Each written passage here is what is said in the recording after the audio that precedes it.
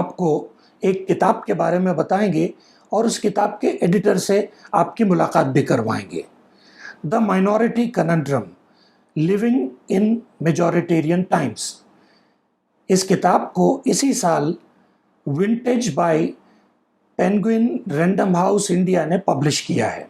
भारत में आजकल मेजॉरिटेरियन, बहुसंख्यकवादी या अक्सरियत नवाज सियासत जोरों पर है और ऐसे दौर में यहाँ की माइनॉरिटीज़ को, बतौर ख़ास सबसे बड़ी माइनॉरिटी को, किन मुश्किलों का सामना करना पड़ता है, कौन सी दिक्कतें रोज़मर्रा की ज़िंदगी में उनको पेश आती हैं, क्या सवालात हैं जो उनके सामने खड़े होते हैं, कौन सा खौफ और डर उनके जहन और उनके दिल पे छाया रहता है, ये और ऐसे कई सवालात को इस किताब में समेटने की कोशिश की गई है, उनका जायज़ा लेने की कोशिश की गई है। दरअसल ये किताब 10 मज़ामीन का एक कंपाइलेशन है और इन मज़ामीन को लिखने वाले कुछ वेल नोन स्कॉलर्स भी हैं और हमारे दौर के बहुत साफ और शार्प सोचने वाली हस्तियां भी इसमें शामिल हैं। अमीर अली ने डिसएनफ्रेंचाइज्ड माइनॉरिटीज़, डिसफंक्शनल डेमोक्रेसीज़ इस मौजू पर अपने ख्यालात पेश किए हैं। फराह नकवी ने towards a new equality regime के तहत कुछ एम्पावरमेंट के कुछ नए एवेन्यूज़ की तरफ इशारा किया है। नवशरण सिंह ने bearing witness, living in the time of hate इस मजमून के तहत अपने तजुर्बात कलमबंद किए हैं। प्रोफेसर बारबरा हैरिस वाइट ने माइनॉरिटीज़, मार्केट एंड एक्यूमुलेशन की वजाहत की है। फ्लाविया एग्निस ने ट्रिपल तलाक कंट्रोवर्सी के समाजियाती पहलुओं पर रोशनी डाली है। Kashmiri pandits, the ambiguous minority के उन्वान से अंकुर दत्ता ने कुछ बातें पेश की हैं। मनीषा सेठी ने द वायलेंस ऑफ लॉ की तफसील बयान की है। मेहताब आलम ने उर्दू के मुस्तकबिल पर एक बहुत उम्दा मजमून लिखा है। अज़रा रज़ाक और मुज़ना अलवी ने education and the Muslim child इस मौजू पर अपनी रिसर्च को पेश किया है। खुद एडिटर तनवीर फजल ने the crisis of citizenship and the Bangladeshi paradox इस उन्वान पर बड़ी दिलचस्प लेकिन कड़वी हकीकतें बयान की हैं। आइए मिलते हैं डॉक्टर तनवीर फजल से, जो एक पॉलिटिकल सोशियोलॉजिस्ट हैं और इस वक्त यूनिवर्सिटी ऑफ हैदराबाद में प्रोफेसर हैं। इससे पहले उन्होंने जामिया मिल्लिया इस्लामिया के Nelson Mandela centre for piece and conflict resolution में फैकल्टी की जिम्मेदारियां अदा की हैं। 2006 में सच्चर कमेटी के लिए रिसर्च असिस्टेंट के तौर पर बहुत अहम जिम्मेदारी अदा की है। इस वक्त ऑक्सफाम इंडिया के बोर्ड ऑफ डायरेक्टर्स के मेंबर हैं। आइए मिलते हैं प्रोफेसर तनवीर फजल से। आपका स्वागत है प्रोफेसर तनवीर फजल। शुक्रिया।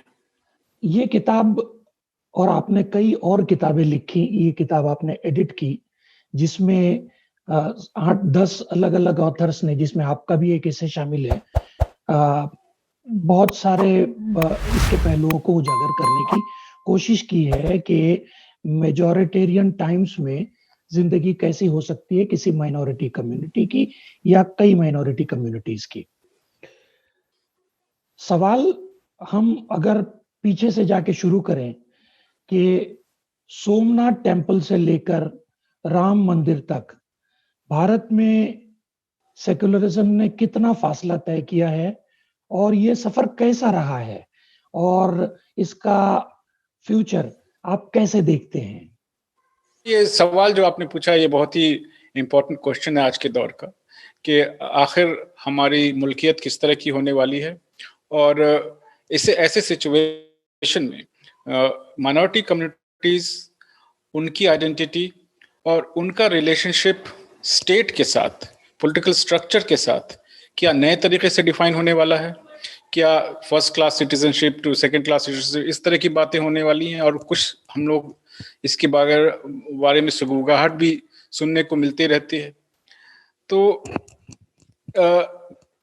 जहाँ सोमनाथ टेम्पल की बात है, हमें काफी लोगों को इस बात से वाकफियत होगी कि ये इसके रिकंस्ट्रक्शन या रेनोवेशन का सवाल जब हिंदुस्तान की आज़ादी के बाद आया, और उसमें खास करके होम मिनिस्टर पटेल और के मुंशी जो कि एजुकेशन मिनिस्टर थे, ये लोग इसमें आगे आगे थे।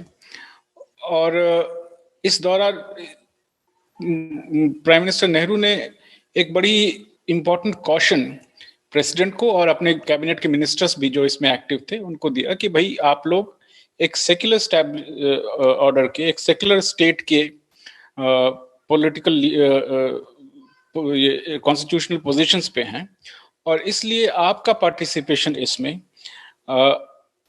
सेक्युलर स्टेट जो हम स्टैब्लिश करने की कोशिश कर रहे हैं उसके में एक तरह के बाधा क्रिएट करता है और इस इम्पीडिमेंट क्रिएट करता है। और इसलिए prime minister Nehru caution that the president neither his ministers should participate in it. Eventually, the president participated in his private, capacity. और उसमें उन्होंने ये कहा कि अगर मुझे इनविटेशन किसी मस्जिद, किसी दरगाह या किसी गिरजाघर के भी इनॉग्रेशन का आएगा तो उसको भी मैं हैप्पीली एक्सेप्ट करूंगा, क्योंकि हिंदुस्तान का सेकुलरिज्म इररिलीजियस नहीं है, ये सभी रिलीजन को बराबर से ट्रीट करता है, पर रिलीजन से बैर नहीं रखता। जो यूरोपियन सेकुलरिज्म का आइडिया है कि भाई वो रिलीजन के इन्फ्लुएंस को ग्रेजुअली पब्लिक डोमेन में खत्म करने की कोशिश करता है। लेकिन हिंदुस्तान के जो रिलीजन की और सेकुलरिज्म की सोच थी, ये राजेंद्र प्रसाद और बाकी लोगों ने पेश किया कि भाई हम इसको बराबरी की तरह से देखते हैं।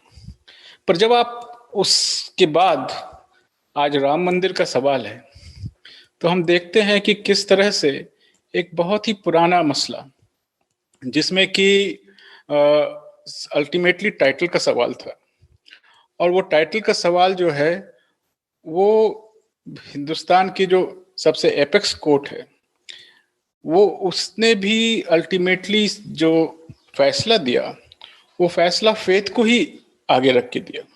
उन्होंने रामलला को एक लीगल एंटिटी बनाया और ये माना कि चूंकि इतने जमाने से दिनों से वहां पे कोई नमाज नहीं हो पा रही थी जबकि रामलला वहां विराजमान है, इसलिए उन्हीं को वो टाइटल सूट जाता है। अब ये एक बड़ा शिफ्ट है, जहां एक तरफ सोच थी कि सभी रिलीजन को हम बराबर की नजर से देखेंगे, और दूसरी तरफ अभी जो अब हम इस दौर में देखने को मिल रहा है कि एक ट्रायम्फलिज्म का, एक सुप्रीमेसी का की सोच जो है आगे बढ़ रही है। और उसको ये इस सोच के साथ और इस सोच के साथ हमारी चाहे कि पॉलिटिकल स्टैब्लिशमेंट हो, चाहे हमारा इवन ज्यूरिडिकल स्ट्रक्चर हो, या उनके जो बहुत सारे डिसीजंस हो, उसी से किसी न किसी तरह इन्फ्लुएंस्ड होते दिख रहे हैं। और ऐसे में एक एंजाइटी जरूर खड़ी होती है कि क्या वो पुराने सेकुलरिज्म को हम फिर से एक इम्प्रूव फॉर्म में वापस ला पाएंगे, और उसके लिए किस तरह की पॉलिटिकल मोबिलाइजेशन की जरूरत होगी, किस तरह के इंटेलेक्चुअल एफर्ट की जरूरत होगी, किस तरह की मोबिलाइजेशन की जरूरत होगी, इसके इर्द गिर्द हमने बहुत सीरियसली सोचने की जरूरत है। तनवीर फजल, आपने जो बातें कही उसमें सेकुलरिज्म की तरफ देखने के नजरिए में नेहरू राजेंद्र प्रसाद के जमाने से आज के जमाने तक हमेशा बड़ा वेरिएंस रहा है। सेकुलरिज्म की तरफ देखने के नजरिए में उस जमाने में भी और आज भी काफी सारा वेरिएंस रहा है।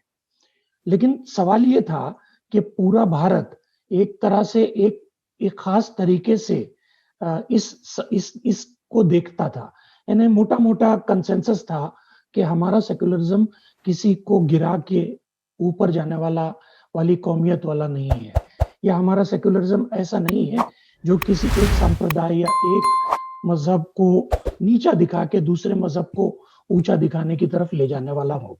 तो ये तो उस जमाने में भी था। आपको बिल्कुल। आज भी अगर हम देखें तो on the face of it, न रूलिंग डिस्पेंसेशन और न जुडिशियरी न एग्जीक्यूटिव, कोई भी ये नहीं कहता कि कहीं भी उसमें फर्क आया है। मिसाल के तौर पर सब ये कहते हैं कि सेक्युलरिज्म अपनी जगह इंटैक्ट है। कॉन्स्टिट्यूशन का तो हमने मतलब इस तरह से प्रेजेंट करते हैं कि पहले तो कॉन्स्टिट्यूशन सिर्फ एक किताब थी, अब तो हम उसको पूजा की चीज बना दिए हैं।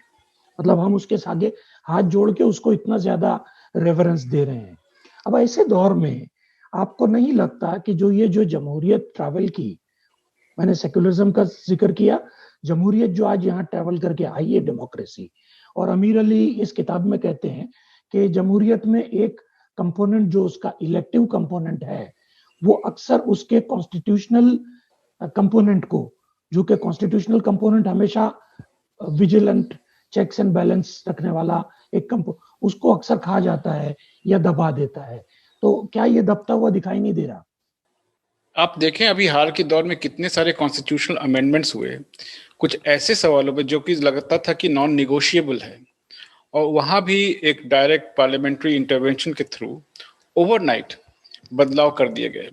खास के 2019 इलेक्शन के इमीडिएटली बाद आप देखिए जो फर्स्ट या सेकंड पार्लियामेंट सेशन हुआ है उसमें कई तरह के, मुझे गिनाने की जरूरत नहीं है, हम लोग सब वाकिफ हैं, लेकिन आप चाहे सवाल देख लें, पर्सनल लॉ का सवाल हो, चाहे आर्टिकल 370 का सवाल हो, या फिर सिटीजनशिप अमेंडमेंट बिल हो, जो कि जिस तेजी से, जिस पे बहुत बड़ी बहस की जरूरत थी, जो कि ऐसे सवाल हैं जो हमारे हिंदुस्तान के फाउंडेशन के टाइम से ही इम्पोर्टेंट सवाल बने हुए हैं। और हमेशा ये माना जाता था कि अगर इसमें कोई बदलाव होगा तो एक बड़ी बहस के बाद, और खास करके जिसमें सभी तबकों के लोग शामिल हो पाए, उसके बाद ही कोई बदलाव की पॉसिबिलिटी होती थी। आर्टिकल 370 तो बहुत ज्यादा प्रोटेक्टेड था, उसके बावजूद हम देखते हैं कि किस तरह से एक इलेक्शन जीतने के बाद, जो आर्मी वाली आर्ग्यू करते हैं कि इलेक्टिव और द कॉन्स्टिट्यूशनल प्रिंसिपल्स में कई बार टकराहट है, और इलेक्टिव जो प्रोसेस है, इलेक्शन का प्रोसेस, वो मेजोरिटेरियनिज्म पे अल्टीमेटली किसी ना किसी तरह की मेजोरिटेरियनिज्म पे डिपेंड करता है। वेयर एज कॉन्स्टिट्यूशन जो है वो हायर मॉरल प्रिंसिपल्स की बात करता है, ज्यादातर मुल्कों के कॉन्स्टिट्यूशन। तो ये जो दो टेंशंस हैं वो हम अभी आज की देख रहे हैं कि ये रिजॉल्व जो है इलेक्टिव के डायरेक्शन में हो रहा है। मॉरल प्रिंसिपल्स अभी जो है बिल्कुल जिस तरह से इमीडिएटली उसको डिमोलिश किया जा रहा है, और जिस तेजी से डिमोलिश किया जा रहा है, वो बहुत ही स्केरिंग है, बहुत ही सरप्राइजिंग भी है, शॉकिंग भी है। अच्छा, तो हम इस मेजोरिटेरियनिज्म की तरफ जब देखते हैं तो जाहिर है कि इसका इफेक्ट उन सब लोगों पे होता है कि जो माइनॉरिटीज हैं। तो क्या इसका असर अक्रॉस द बोर्ड सारी माइनॉरिटीज पर एक जैसा हो रहा है? और फिर माइनॉरिटीज में रिलीजियस माइनॉरिटीज हैं, लिंग्विस्टिक माइनॉरिटीज हैं, एथनिक माइनॉरिटीज हैं, ट्राइबल्स हैं, बहुत सारे। तो इस मेजोरिटेरियनिज्म का असर इन अलग अलग तरह की माइनॉरिटी पर किस तरह का हो रहा है? जी, ये अगर हम देखें तो एक्चुअली हिंदुस्तान में हमारी किताब में भी हम लोगों ने इसका जिक्र किया है कि हम पाते हैं कि अगर माइनॉरिटीज को एक कल्चरल कलेक्टिव की तरह माना जाए तो हम पाते हैं कि हिंदुस्तान में 3 अलग अलग तरह के माइनॉरिटीज हैं। एक तो वो हैं जो अपने होमलैंड में रहते हैं, कल्चरल होमलैंड में, नेशनल होमलैंड में, जिनको नेशनैलिटी भी कहा जाता है। उन लोगों ने कई बार हिंदुस्तान में चाहे नागाज हों, कश्मीरीज हों वगैरह, उन्होंने डिमांड किया है सेपरेशन का, अपना स्टेट बनाने का। वो कहते हैं कि हम अलग पीपल हैं और हमको अपना स्टेट चाहिए, जो नेशन स्टेट का फॉर्मूला, उसके हिसाब से हमें सेल्फ डिटर्मिनेशन का राइट चाहिए। वो एक तरह के लोग हैं। दूसरे माइनॉरिटी वो हैं, इस पर ये बहस जरूर है कि उनमें से कितने लोगों ने ऐसा किया और कितनों ने नहीं किया, लेकिन आपकी बात सही है, आपकी बात सही है। जी बिल्कुल बिल्कुल, क्योंकि कुछ लोगों ने तो पहले डिमांड किया, उसके बाद रिनाउंस भी किया, जैसे कि तमिल नेशनलिज्म है, उसने बाद में अपने सेपरेटिज्म के डिमांड को रिनाउंस कर दिया कि हमें नहीं चाहिए। इसी तरह से मिजोस के बीच में मिजो अकॉर्ड होने के बाद वो रिजॉल्व हो गया, अभी रिजॉल्व दिखता है। तो खैर वो उस डायरेक्शन में मैं नहीं जा रहा हूँ। दूसरी चीज ये कि जो दूसरी तरह की माइनॉरिटीज हैं वो जैसे कि इंडिजिनस कम्युनिटीज हैं, ट्राइब्स हैं वगैरह, और वो आज की डेट में खास करके अगर छोटा नागपुर रीजन, बस्तर वगैरह के इलाके में देखिए कि वो सबसे जो पुअर सेक्शन हमारे सोसाइटी का है उसका हिस्सा है। वो रिसोर्स रिच एरियाज में रहते हैं, पर डिस्पाइट दैट माइनिंग की कंपनियां और कई तरह के मल्टीनेशनल ऑर्गेनाइजेशन जिनको कि लार्ज स्केल कॉन्ट्रैक्ट्स दिए जा रहे हैं, और उन सारी वजहों से और जिस तरह से डेवलपमेंटल मॉडल हमारा खड़ा हुआ है उस वजह से उनको अपने लाइवलीहुड से दूर कर दिया गया है, और वो शहरों की तरफ या तो माइग्रेट करते हैं और कई तरह से मोस्ट पुअर कंडीशंस में वो रह रहे हैं। तीसरी जिसको कि खास के आज के दौर पे रिलीजियस माइनॉरिटीज भी कह सकते हैं, जो उसको मैं कहता हूँ कि डिस्पर्स माइनॉरिटी, उनका कोई होमलैंड क्लेम नहीं है, वो हर जगह है, हर जगह पाए जाते हैं। और हिंदुस्तान की बड़ी अच्छी इंटरेस्टिंग चीज ये है कि ऑल्दो मुसलमान हैं यहाँ पे करीब 15 से 16%, क्रिश्चियंस हैं 1 से 2%, सिख्स इसी तादाद में हैं, लेकिन कई सारे आप देखिएगा कि इतने स्मॉल नंबर्स होने के बावजूद सिख्स और क्रिश्चियन से कई सारे एक सिख मेजॉरिटी स्टेट है Punjab. We have many small Christian majority states. We also have Kashmir, if you can say, as a Muslim majority state. और पर उसके बावजूद मुस्लिम्स भी कई जगह पाए जाते हैं, इलेक्टोरल स्ट्रेंथ रखते हैं। कई हिंदुस्तान की 125-30 कॉन्स्टिट्यूंसी में they are an important factor, ऐसा माना जाता है। तो पॉलिटिकली इम्पोर्टेंट है माइनॉरिटी कम्युनिटीज हिंदुस्तान की, और ये हर तरह से कंट्रीब्यूट करते हैं एक नेशन के इमेजिनेशन के, एक कंपोजिट नेशन के इमेजिनेशन के, बिकॉज इतना पॉलिटिकली इम्पोर्टेंट और होने के बावजूद आप देखिएगा कि कई जगह पे माइनॉरिटी मसला बहुत बड़ा मसला है, और हम तो जानते हैं जर्मनी से शुरू होकर के दुनिया कहाँ कहाँ गई, लेकिन हिंदुस्तान में ये मसला डिस्पाइट इतनी डाइवर्सिटी होने के बावजूद ये मसला मोर और लेस सेटल था। कंपोजिट नेशनलिज्म का आइडिया बड़ा काफी इंटरेस्टिंग रहा, और उसमें कई लोगों ने, और खास करके जो ये एक फेडरलिज्म का आइडिया था, इन दोनों चीजों ने मिला करके माइनॉरिटीज के जो डर थी, एंजाइटीज थी, उनको कई हद तक एब्जॉर्ब किया। कई हद तक, काफी हद तक हम देखते हैं कि वो अब तक, although there have been complaints etc of discrimination, of unequal treatment etc, but despite that largely the minority question in India seemed to be settled. पर आज की डेट में जो एक ट्रायम्फलिस्ट हिंदुत्व का इमर्जेंस हुआ है, मैं हिंदुइज्म और हिंदुत्व में फर्क मानता हूँ, काफी लोग मानते हैं और मैं भी उन्हीं लोगों में से हूँ। हिंदुत्व एक पॉलिटिकल आइडियोलॉजी है, उसका रिलीजन से कोई वास्ता नहीं है। वो उसी तरह से जैसे जायनिज्म है, बिल्कुल उसकी एक कॉपी है, क्योंकि जायनिज्म का भी रिलीजियस ज्यूज से कोई रिश्ता नहीं है, बल्कि बहुत सारे रिलीजियस ज्यूज उसके खिलाफ हैं। उसी तरह से बहुत सारे प्रैक्टिसिंग हिंदूज भी हिंदुत्व के खिलाफ हो सकते हैं, क्योंकि हिंदुत्व और इसमें कोई जरूरी नहीं, कई सारे इनके फाउंडर्स चाहे सावरकर हों और कई दूसरे भी बहुत प्रैक्टिसिंग हिंदूज नहीं रहे हैं। सावरकर तो एथीस्ट के या एग्नोस्टिक के तरह से भी आप देख सकते हैं। तो मसला ये है कि जो ये नया असर्टिव एग्रेसिव हिंदुत्व का इमर्जेंस हुआ है, उसने ये जो हमारे बहुत सारे सेटल क्वेश्चन है उसको आज की डेट में अनसेटल करके रख दिया है। उसकी वजह से एक आप सही कह रहे हैं कि ओवरटली किसी इंस्टीट्यूशन वगैरह से ये बात नहीं आती है कि हम एक्टिवली डिस्क्रिमिनेट करेंगे, पर जिस तरह से प्रोसेसेस शुरू हुए हैं हम आराम से उसको कॉम्प्रिहेंड कर सकते हैं, समझ सकते हैं। सीएए का सवाल है, सिटीजनशिप अमेंडमेंट एक्ट में अगेन जो हिंदुस्तान की सिटीजनशिप सेक्युलर फाउंडेशन पे थी, जिसका इस बेसिस पे सिटीजनशिप अकॉर्ड किया जाता था, सिटीजनशिप बाय बर्थ, कि हिंदुस्तान में जो लोग पैदा हुए उनको सिटीजनशिप का राइट है।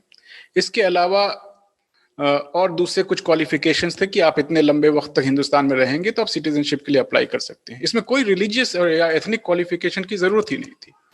और इंटरेस्टिंगली इवन पाकिस्तान में भी वो जिसको कि आप कहते हैं कि इस्लामिक स्टेट वगैरह है, वहां भी religion is still not a qualification for attaining citizenship. ये प्रोविजन जो है एक्चुअली इजराइल से है, ये इजराइल का मॉडल पे सिटीजनशिप डेवलप की गई है, ये सिटीजनशिप अमेंडमेंट एक्ट आया है, क्योंकि इजराइल में लॉ ऑफ रिटर्न है कि आप कहीं भी पैदा हुए हों, बस आप ज्यू हैं तो आपको पूरा राइट है कि आकर के इजराइल के सिटीजन हो सकते हैं। तो चाहे आप पॉलिश हैं, रशियन हैं, इंडियन हैं, कई सारे इंडियन ज्यूज भी गए और इजराइल में जाके सेटल किए। तो ये जो आइडिया है, और वहां के बाशिंदे जो हैं उनको आप एक्सटर्मिनेट कर देते हैं। तो वो चीजें हमने देखी कि ये जो सिटीजनशिप अमेंडमेंट एक्ट है वो आता है एनआरसी असम में आने के बाद। असम के एनआरसी ने 1.9 मिलियन, छोटा नंबर नहीं है, 1.9 मिलियन, सॉरी काफी बड़ा नंबर है, काफी बड़ा नंबर जी, nearly 20 lakh people have been rendered stateless। और स्टेटलेस होने का मतलब है कि अगर just because you have tried to show that they are not your citizens because they could not produce the documents which you demanded, it was a very tedious process। वो लोग इतने सारे तरह के डॉक्यूमेंट्स प्रोड्यूस नहीं कर सकते, हम और आप भी शायद नहीं प्रोड्यूस कर पाए। मैं उस प्रोसेस के डिटेल में अभी नहीं जाना चाहता, किताब में वो सारी डिटेल्स मौजूद हैं।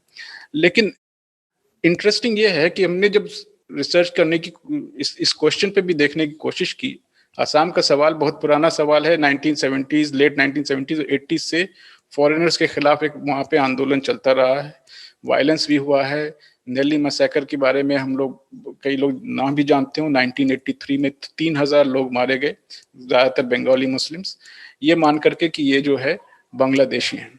लेकिन जब हमने रिसर्च करना शुरू किया तो बड़ा इंटरेस्टिंग डिटेल्स हमें पाए कि सेंसस डेटा जो दिखाता है कि जिस पीरियड में ये माना जा रहा है असम के इंटेलेक्चुअल्स और वहाँ का पब्लिक डोमेन, और ख़ास करके जो अब की जो एक अग्रेसिव मेजॉरिटेरियनिज्म है उसके इंक्लाइन जो लोग हैं, उन सब ने ये चीज़ मान करके रखा हुआ है कि असम में 1971 के बाद जब बांग्लादेश का इंडिपेंडेंस हो गया, उसके बाद से एक इन्फ्लक्स ऑफ बांग्लादेशीज हुआ है इनटू असमीज एरियाज। लेकिन हमने जब डेटा देखना शुरू किया सेंसस डेटा का, तो हमने एक्चुअली पाया कि ये एक अजीब तरह की स्टैटिस्टिकल सच्चाई भी है कि इसी पीरियड में असम में decline in growth rate of population हो रहा है, और वो डिक्लाइन नेशनल एवरेज से भी ज्यादा है। अच्छा। तो इस बात को हमें आज तक किसी ने बताया नहीं। हम सब ने ये मान के चला कि हाँ कुछ तो आते ही होंगे फॉरेनर्स, भैया आखिर इतने लोगों ने कब से कह रहे हैं। और हम में से कई लोग सोचते हैं कि जितने बंगाली बोलने वाले मुसलमान हैं वो जरूर, खास अगर गरीब हों तो जरूर न बांग्लादेशी ही होंगे। लेकिन ये कॉरबोरेट नहीं होता है, वो किसी तरह के भी टैंजिबल स्टैटिस्टिक्स या डेटा या फैक्ट से कॉरबोरेट नहीं हो रहा है, और इसके ऊपर बिल्कुल चुप्पी है। तो इस चीज को भी हमने इस किताब में हाईलाइट करने की कोशिश की और कहा कि ये जो पूरा है ये एक शिमरा है फॉरेनर का। हमें फॉरेनर एक्चुअली ऐसा कोई लार्ज स्केल इमिग्रेशन बांग्लादेश से हिंदुस्तान में होने की कोई फैक्ट हमें कोई एविडेंस नहीं मिला है, और है भी नहीं। लेकिन जो एनआरसी का प्रोसेस था उसने ये डिमांड किया कि जो लोग चाहे 30 साल 40 साल 50 साल से भी असम में रह रहे हों, लेकिन उनको अपने एंसेस्टर्स का ये प्रूफ देना है कि वो या तो 1951 का जो एक एक्सरसाइज हुआ था या तो उसमें उनका नाम होना चाहिए उनके एंसेस्टर्स का, या 1971 के पहले के इलेक्टोरल रोल्स में उनका नाम होना चाहिए, या कुछ और लैंड रिकॉर्ड्स वगैरह में, और फिर अपनी रिश्तेदारी अपनी फैमिली ट्री उनके साथ जोड़ करके प्रूव करना पड़ेगा। इस प्रोसेस में अगर किसी ने कहा कि एक मुजीब साहब थे इस गांव के, वो हमारे दादा थे और उनका नाम वहां पे है, पर साथ में आपने भी कह दिया कि तनवीर साहब के मुजीब दादा होंगे, हमारे भी दादा मुजीब साहब और उसी गांव के रहने वाले, तो अब हम दोनों जो है डाउटफुल सिटीजन हो गए और हम दोनों को जो है शायद डिटेंशन कैंप का रास्ता देखना पड़ेगा। इस तरह के डिफिकल्ट मैकेनिज्म को क्रिएट करके, खास करके जो टारगेटेड पॉपुलेशन है वो पेजेंट है, गरीब है, जिनके पास शायद एक प्रोसेस को समझने में मुश्किल हुई, और हमने देखा कि इतने सारे लोगों को एक्सक्लूड कर दिया गया। ये भी आज की दौर में हुआ है। इसलिए मैं कहता हूं कि जो मेजोरिटेरियनिज्म है, ऐसा नहीं कि पहले हिंदुस्तान में मेजोरिटेरियनिज्म नहीं था, पर अभी जो मेजोरिटेरियनिज्म है वो एक एग्रेसिव फॉर्म में है, वो बिनाइन नहीं है, वो पॉलिटिकल सपोर्ट के साथ है और पॉलिटिकल आइडियोलॉजी का पार्ट है। इसने एक नए तरह का नेशनल पब्लिक क्रिएट करने की कोशिश की है, जो जो इसी तरह की सोच के साथ तैयार हो रही है। ये लॉन्ग टर्म इसका इम्पैक्ट हो सकता है, और हम जो और आप हैं जो सेक्युलर सोच के लोग हैं, जो सेक्युलर पॉलिटिकल पार्टीज हैं, उनको इसके तरफ बहुत सीरियसली सोचना चाहिए। पॉलिटिकली डिफीट करना, इलेक्टोरली डिफीट करना इंपॉर्टेंट हो सकता है, लेकिन उससे ज़्यादा इंपॉर्टेंट ये है कि हम इस सोच को समझें और उसको, उसके ऊपर जितने तरह की भी कोशिशें हो सकें, सिविल सोसाइटी कैंपेन के थ्रू या फिर अपने एजुकेशनल एफर्ट्स के थ्रू, या जिस तरह के भी जो कल्चरल प्रोसेसेस है उनके थ्रू, पर हमें अपने जो ग्लोरियस टुगेदरनेस, कंपोजिटनेस का जो मिसालें हैं उनको हमें सामना लाना पड़ेगा। उनके आधार पे ही एक नए हिंदुस्तान को फिर से बिल्ड करने की कोशिश करनी पड़ेगी। अब बिल्कुल सही कहा आपने कि एक तो वो राजनीति है जो सियासी पार्टियों के जरिए या इलेक्शन के जरिए हम करते हैं या लोग करते हैं, और ये सारे आइडियाज सामने आते हैं।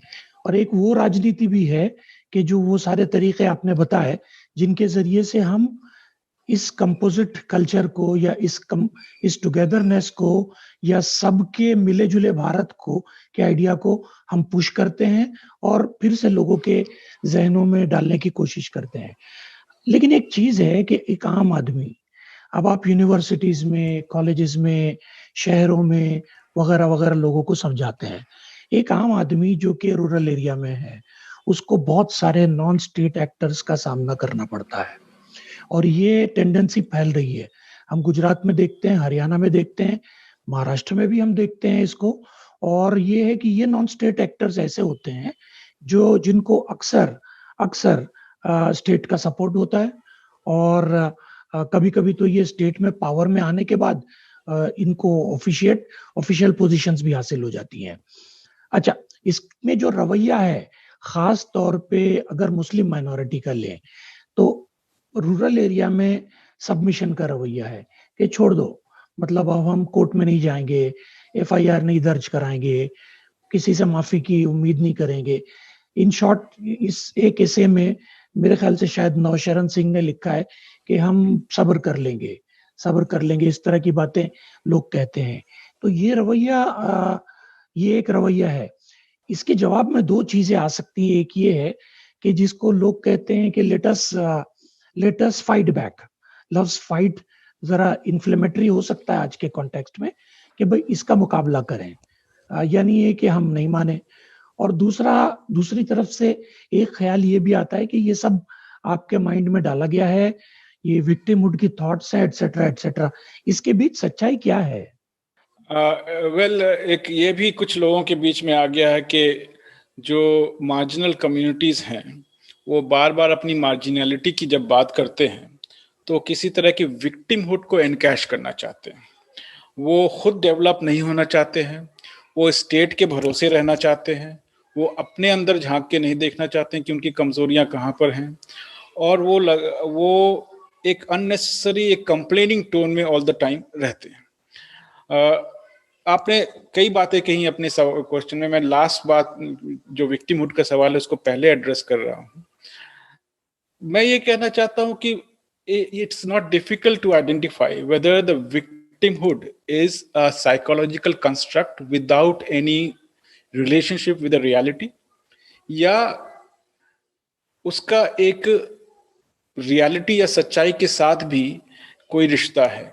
आज की डेट में अगर हम कहें कि दलित जो हैं वो एक विक्टिमहुड का कार्ड प्ले करते हैं, तो मुझे लगेगा कि ठीक है, कुछ इंडिविजुअल्स में ऐसे हो सकते हैं कि जिन्होंने अच्छा मकाम भी पा लिया है रिजर्वेशन वगैरह के बावजूद, उसके बाद भी उनको लगता है कि वो डिस्क्रिमिनेटेड हैं।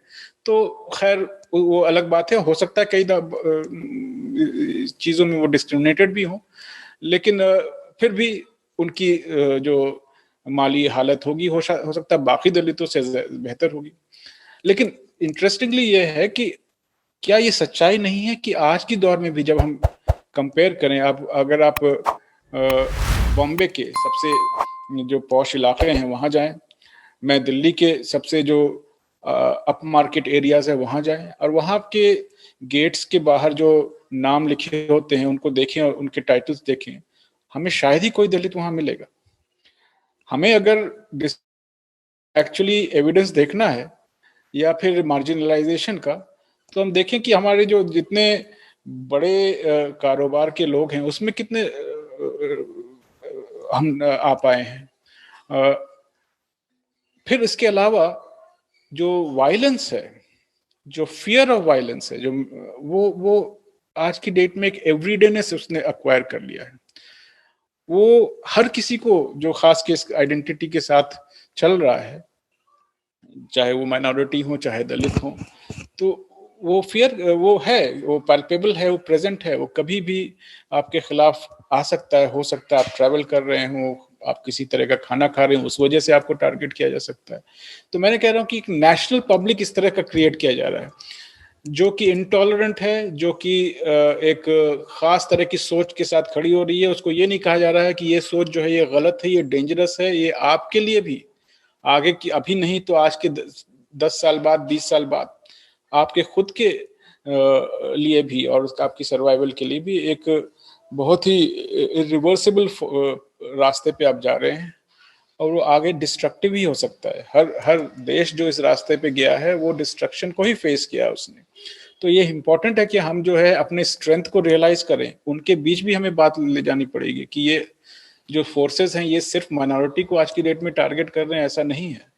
अगर आज की डेट में जहाँ पे बेरोजगारी का सवाल है, जहाँ पर अंडर डेवलपमेंट का सवाल है, जहाँ पर हेल्थ और एजुकेशनल इंफ्रास्ट्रक्चर का सवाल है, वहाँ पे अगर लोग आपको सिर्फ हेट प्रोवाइड कर रहे हैं, तो इसका मतलब है आपके लिए भी नुकसानदेह हो रहा है। आप उस हेट फील्ड एटमॉस्फेयर में उनको शायद अपने लीडर्स मान रहे हों, लेकिन अल्टीमेटली आपकी माली हालत, आपकी जिंदगी जो है वो धीरे धीरे डिक्लाइन की तरफ ही जा रही है। आज के दौर में आप देखिए, चाहे जो भी हमारे एक स्टैटिस्टिक्स हैं जो इकोनॉमिक डेवलपमेंट वगैरह के या ग्रोथ के, तो हम इसके इनकार नहीं किया जा सकता कि जिस तरह की पॉलिटिक्स हमने अडॉप्ट की है उसी का नतीजा इकोनॉमी में भी दिख रहा है। जब एक एनवायरनमेंट सेफ्टी का, सिक्योरिटी का, पीसफुलनेस का पूरे मुल्क में फैलता है, तो वो इकोनॉमिक प्रॉस्पेरिटी के लिए एक बेस बनता है। जब ये एनवायरनमेंट, एक आम फिजा कम होती है, तो उसका असर इकोनॉमिक ग्रोथ पर या प्रॉस्पेरिटी पर बिल्कुल डायरेक्ट पड़ता है, और जो देखने में आ रहा है। इसके अलावा एक बहुत इंपॉर्टेंट बात आपने जो कही, मैं उसको शायद थोड़ा एलाबोरेट करके आपका ख्याल जानूं।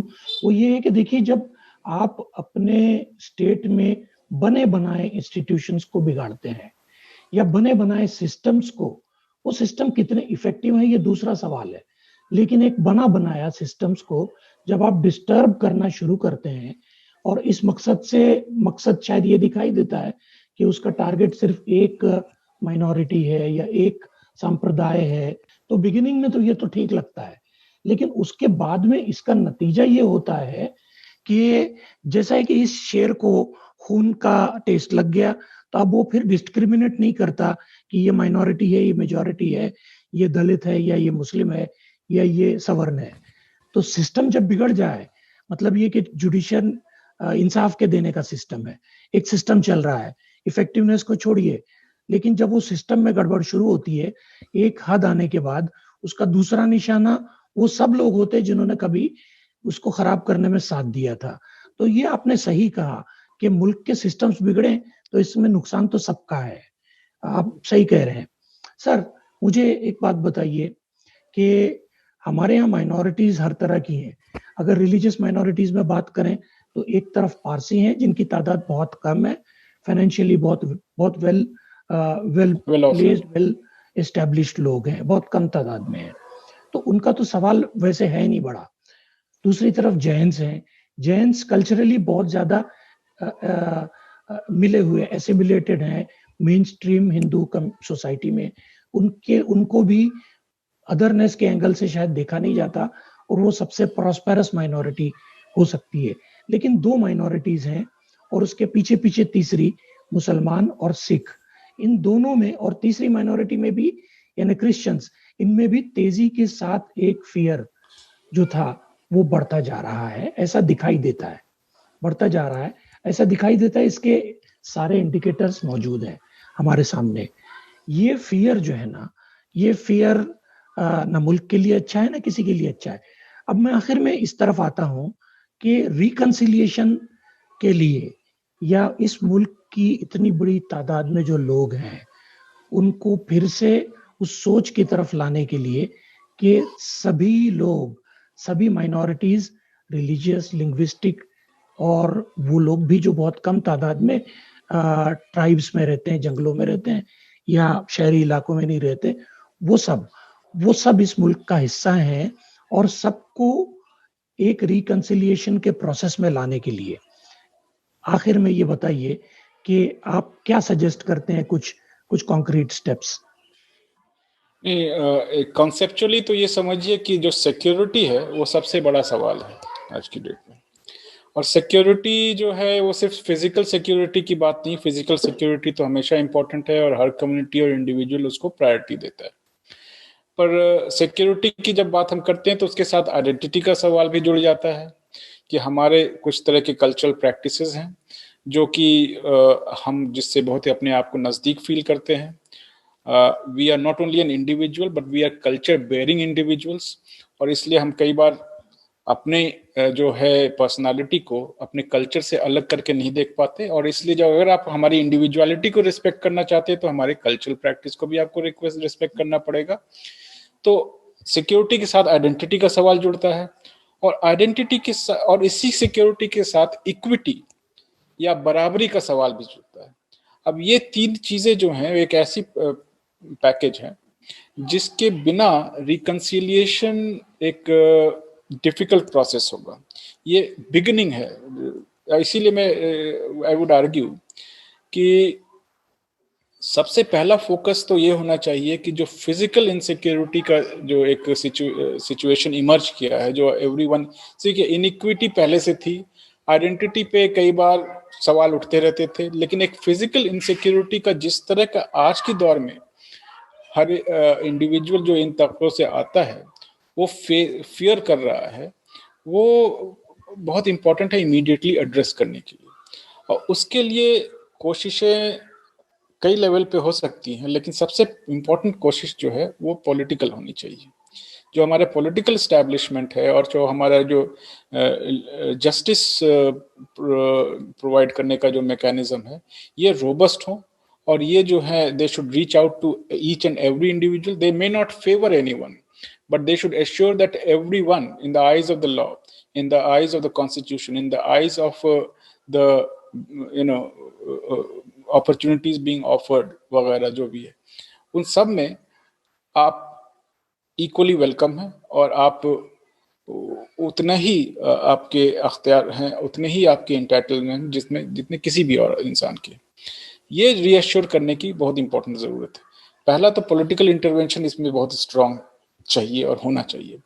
पर सैडली मैं आपको ये भी बताऊं कि मैं जो देख रहा हूँ और ऑब्जर्व कर रहा हूँ कि आज की हालात में because of this aggressive Hindutva और जिस तरह का एक नेशनल पब्लिक मोर और लेस क्रिएट हो गया है, खास करके मिडिल क्लास में आप देखें शहरों में, ये जो है काफ़ी एविडेंट भी है जिस तरह से हाउसिंग सोसाइटीज़ और जिस तरह से RWAs वगैरह बिहेव कर रहे हैं।